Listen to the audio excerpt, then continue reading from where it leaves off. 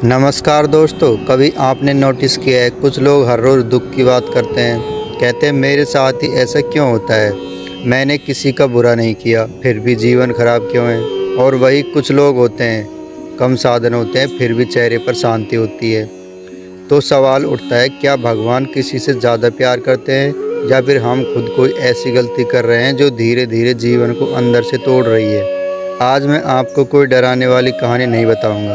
आज मैं वो बात बताऊंगा जो हम हर रोज़ करते हैं लेकिन उसे पाप नहीं मानते। दोस्तों, अब समझते हैं पाप की असली परिभाषा क्या होती है। जब हम पाप शब्द सुनते हैं तो दिमाग में सीधा आता है झूठ बोलना, किसी को धोखा देना या गलत काम करना।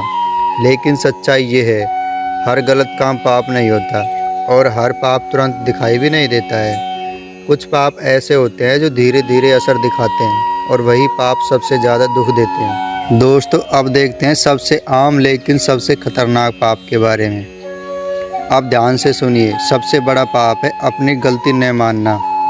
जब कुछ गलत होता है तो हम तुरंत कहते हैं किस्मत खराब है, समय ही सही नहीं है, लोग ही गलत हैं। लेकिन कभी यह नहीं कहते शायद मुझसे गलती हुई है। यही वो पाप है जो इंसान को अंदर से कमज़ोर करता है, क्योंकि जो इंसान अपनी गलती नहीं मानता वो कभी सुधर भी नहीं सकता। दोस्तों, अब देखते हैं जब हम पाप करते हैं तो भगवान चुप क्यों हो जाते हैं। बहुत लोग कहते हैं मैं रोज़ पूजा करता हूँ फिर भी भगवान मेरी नहीं सुनते। लेकिन सच्चाई ये है, भगवान बोलना बंद नहीं करते, हम सुनना बंद कर देते हैं। जब इंसान अंदर से जानता है कि वो गलत है लेकिन फिर भी खुद को सही मानता है, तब भगवान भी इंतज़ार करते हैं, क्योंकि भगवान सुधार देते हैं, ज़बरदस्ती नहीं बदलते। दोस्तों, अब देखते हैं सबसे ज़्यादा दुख देने वाला पाप कौन सा होता है। अब जो मैं बताने जा रहा हूँ वो सबसे भारी बात है। सबसे ज़्यादा दुख देता है किसी के भरोसे को तोड़ना। जब कोई इंसान आप पर आंख बंद करके विश्वास करता है और आप अपने फ़ायदे के लिए उसका इस्तेमाल करते हो, ये पाप चुपचाप असर करता है।